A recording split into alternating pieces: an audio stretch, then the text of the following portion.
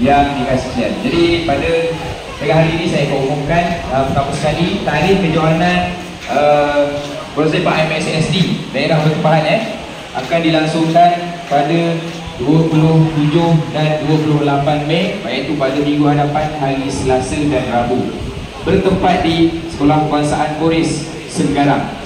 Jadi kita sebagai persediaan menuju ke kejohanan peringkat daerah MSSD bertempat, sebagai persediaannya kita akan menyebutkan beberapa orang nama pemain ataupun nombor jersey dan sekolah untuk tampil ke hadapan bagi menjalani sesi pemilihan. Belum terpilih tapi untuk menjalani sesi pemilihan, seterusnya menjalani latihan pusat sepanjang 3 hari mulai esok Sabtu 24 Mei, 25 Mei, 26 Mei, Sabtu, Ahad dan Isnin. Selama 3 hari ini kita akan menjalani pemilihan dan latihan pusat. Main nombor jersey dan sekolah dan tampil ke hadapan bagi tujuan mengenal pasti bakat yang sedia ada untuk hadir pada hari esok.